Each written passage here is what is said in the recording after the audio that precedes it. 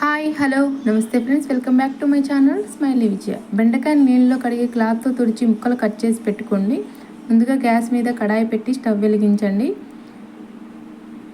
కడాయిలో సరిపడినంత ఆయిల్ పోయండి.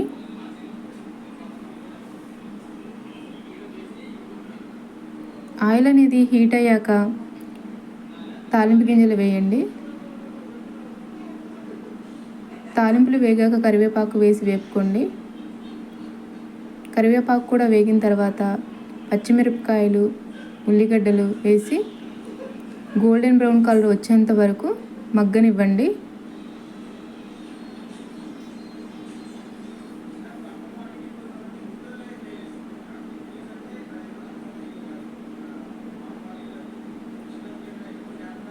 ఇలా గోల్డెన్ బ్రౌన్ కలర్ వచ్చిన తర్వాత బెండకాయ ముక్కలు కూడా వేసేసి కలుపుకొని మగ్గనివ్వండి. బెండకాయ ముక్కలు ఎప్పుడైనా మూత పెట్టకుండానే మగ్గనివ్వాలండి. అప్పుడే బెండకాయ ఫ్రై పొడి పొడిగా వచ్చింది.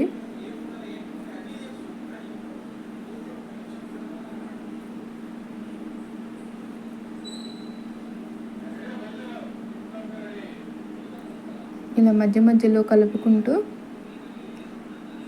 మగ్గనివ్వండి. బెండకాయ ముక్కలు ఎలా పడితే అలా కలపకూడదండి. కంటిన్యూస్గా కలపకుండా అప్పుడప్పుడు కలపండి.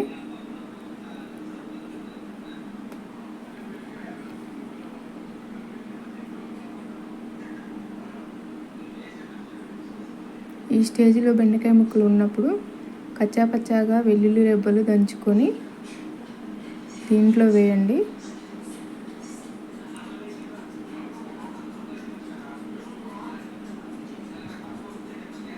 వేసి కలుపుకొని కొంచెంసేపు మగ్గనివ్వండి.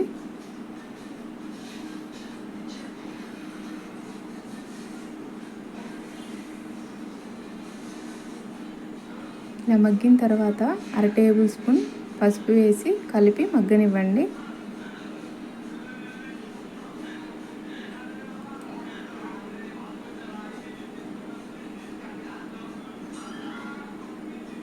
ఏ ఫ్రై అయినా కానీ సిమ్లో పెట్టి మంచిగా దగ్గరుండి వేపుకుంటే చాలా బాగా వస్తుందండి. 1 టేబుల్ స్పూన్నర ఉప్పు,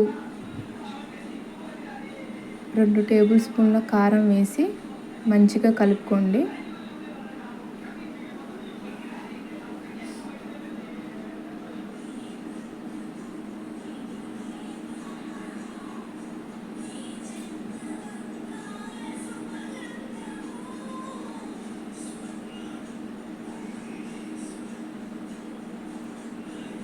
ఇలా మంచిగా కలుపుకొని